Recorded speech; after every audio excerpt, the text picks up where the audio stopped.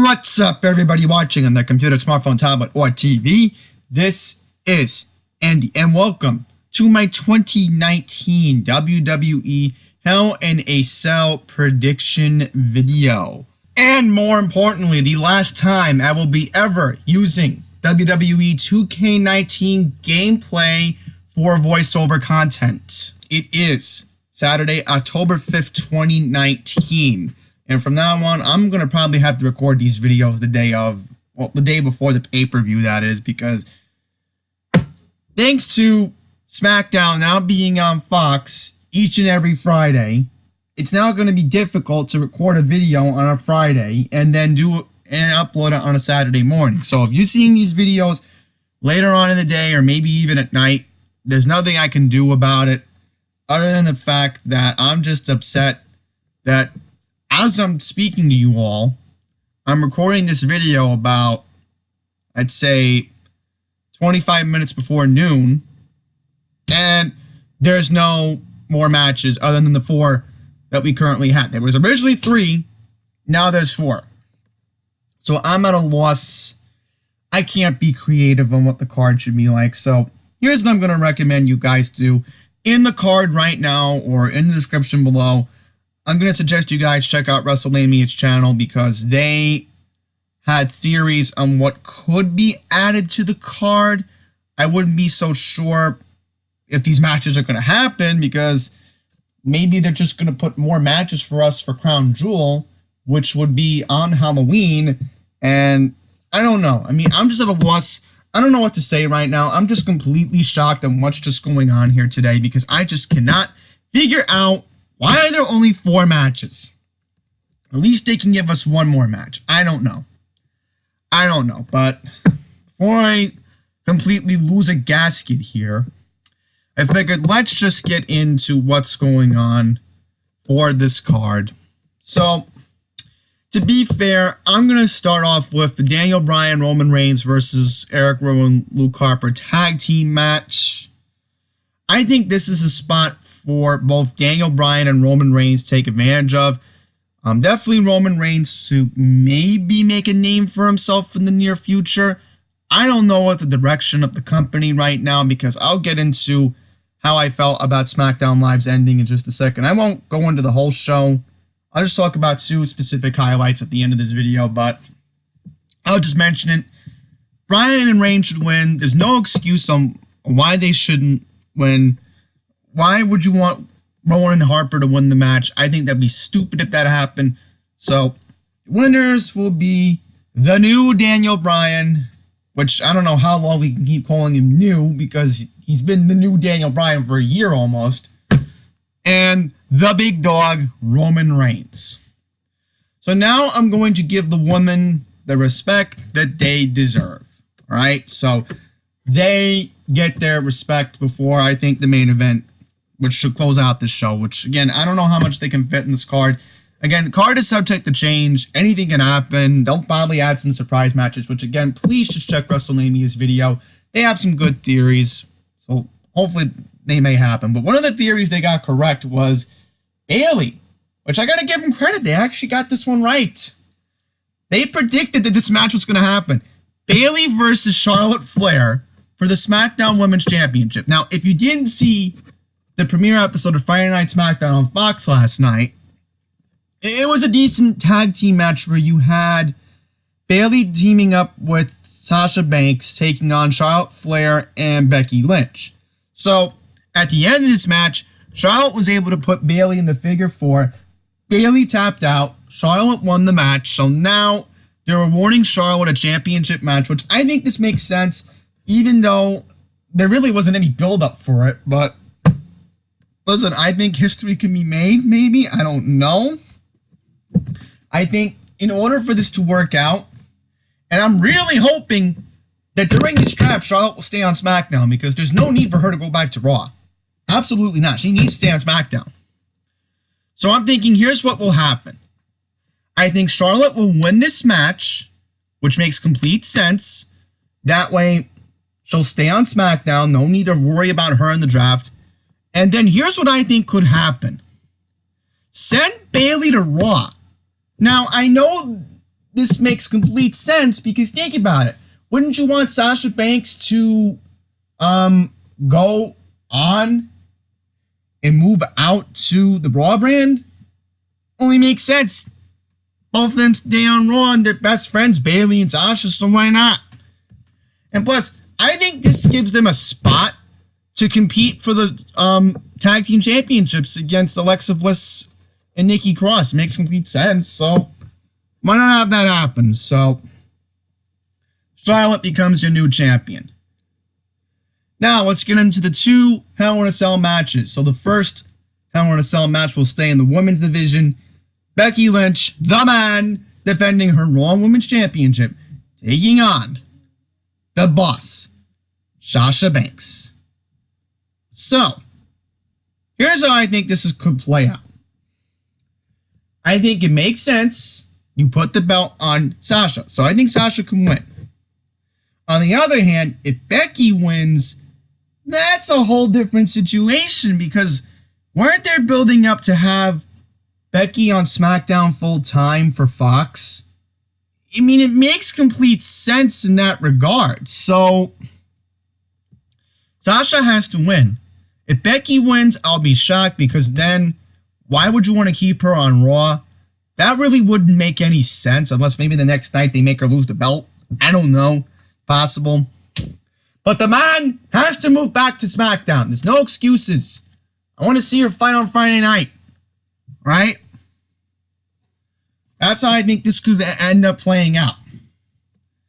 And then somebody else who I think could fall victim to SmackDown, Seth Rollins. Now hear me out on this. If you didn't see the intro segment of SmackDown last night, one of the promos was to have Seth Rollins stay on the show full time as well, as part of this draft that's supposed to start on Friday, the 11th. So, I don't know. I mean, the Fiend should win, right? I mean, there's no excuses why not the Fiend should win. So, I think Bray Wyatt will become the new champion. And I think in order to have a good face and a good reason why you need to tune into Raw on Monday night, I think it's because of Bray Wyatt. Because what are they going to do? Just say, oh, we'll keep the wild card rule even though we had a draft? I mean, that's kind of stupid. I mean, the whole point of this draft is supposed to have a permanent roster and then build up a Survivor Series match in November.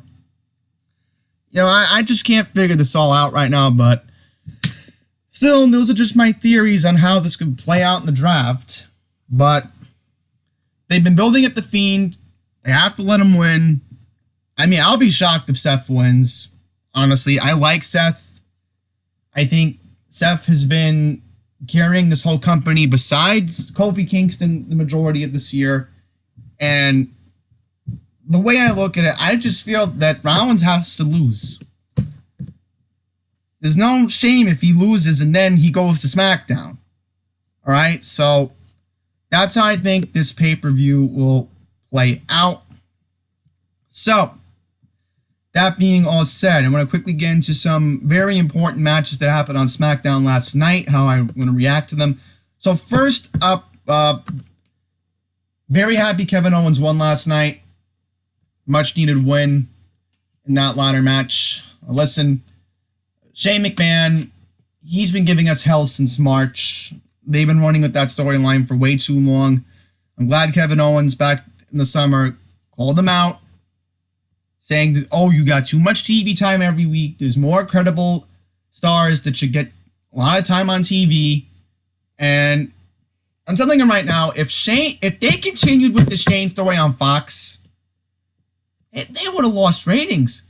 Like, Vince would have literally disowned his son for saying, why did you let me run with the storyline? We're losing ratings because you're playing the bad guy and you're making me look like the idiot because I had to convince these executives from Fox to put my show on the network.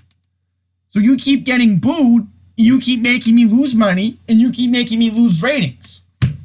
So this had to be from the writers. I bet the writers realized to Vince that, look, we have a big opportunity to not screw this up on Fox. So let's make sure that we make Kevin win this match. And now, the question for Kevin is, will he go back to Raw? Which, there's no shame if he goes to Raw, because then maybe they can build up a match against The Fiend, which I would love to see that happen. Or does he stay on SmackDown? Which, I don't know. I mean, if he stays on SmackDown, he's not going to have a better shot for a championship match. I mean, if Kevin Owens wants a legit competition, I think the right thing they should do is just send him to Raw. I mean, it makes complete sense. I would definitely send Kevin Owens back to Raw, and then think about it. Imagine if Kevin Owens becomes a two-time Universal Champion. I mean, that would be interesting to see on that end. And lastly, everybody's talking about what happened with Brock Lesnar and Kofi Kingston last night. Listen, 5 seconds, that's just embarrassing for Kofi. I do feel bad for him. You know, what really made me suspicious about this whole match was they put the lumberjack match with Roman Reigns and Eric Rowan before that match, which that made me suspicious. So I was looking at the time, and it's like, wait a minute, it's 9:45. The Fox affiliates have to go to their local newscast, right? And it's 9:52. They're starting the match, and I'm like, oh no, what's Kofi doing? And then all of a sudden, like, what's Kofi trying to do here? And then Lesnar just picks him up and he F5s him. So again, for Kofi, I really mean this. I really do feel bad for him. This is just a pathetic joke. And then they bring out Rey Mysterio with a UFC star who I've never even heard of before. Who the heck is this Cain Velasquez guy? Like, I had to Google this. I had to Google this guy. I'm like, who the heck is this guy? So I literally had to go on Google on my iPhone and like, this guy's a UFC fighter? You gotta be kidding me. I'm like, why would they do this? Why? And I keep hearing rumors that, oh, this is just a build-up to have it a crown jewel in Saudi Arabia. Which, no offense to the Saudis, but we have a very important American holiday on the 31st called Halloween. And not that many people are going to stream it on the network that day. So, why couldn't they have this pay-per-view on the 1st? On a Friday? Which, I'm still beyond asking more questions than answers. And second of all, we don't even know. Okay, someone explain to me what's going on here. Because I'm looking at Pro Wrestling Sheet, and I'm pulling it up right now, and I don't know what's going on here. It doesn't even say... here's what it says. We will know the official start time of Crown Jewel on Monday. So we're not even going to find out what time the pay-per-view starts in the United States. No, here's another problem with that. I have work on Thursday. And speaking of that Thursday, the 31st, that's kind of a very important Thursday for me because we're supposed to find out more details about our annual company luncheon that we have every year that I have at work. So that literally makes me upset that there's a WWE pay-per-view on one of the most important work days of the year for me. Makes me angry as it is knowing what's going on here. Again, I'm not trying to erupt or anything. I'm not really trying to be irate, but still. I feel right now the WWE is out of place. And I'll quickly mention, congrats to AEW for winning the first week of the Wednesday Night War. Congrats to them because I thought they put on a decent show. It wasn't great. I mean, NXT had a good show too, don't get me wrong, but still. The only thing I have to complain to All Elite was too many commercials. Too many commercials. I mean, that's the bottom line. I mean, I DVR'd it, and let me tell you, they were just too many commercials. And another thing, they don't even have it on Hulu, so I think they have like another provider or something. I don't know what's up with that. But anyhow, everything said, I'm going to wrap this video up. I'm still burnt out from this entire week of wrestling, knowing that we had Raw on Monday, All Elite and NXT on Wednesday, and SmackDown last night. And not to mention, I had the channel flip because the Yankees were on last night, and I had to keep my phone notifications on because I couldn't watch the Islanders. So everything was just happening all at once last night. That's all I'm going to say. By the way, just to quickly end this video, the pay-per-view tomorrow will be taking place in Sacramento, California. So it will be taking place at Golden One Center. As far as a pre-show is concerned, I'm assuming there is going to be a pre-show, but if you are attending, that is 4 p.m. on the West Coast, 7 o'clock Eastern here in the East Coast. That's the start time on the WWE Network. Of course, I will be watching. Trust me, I will be, because the Yankees don't have Game 3 of their series till Monday. So, with that, thank you all for watching. Until the next one, please take care.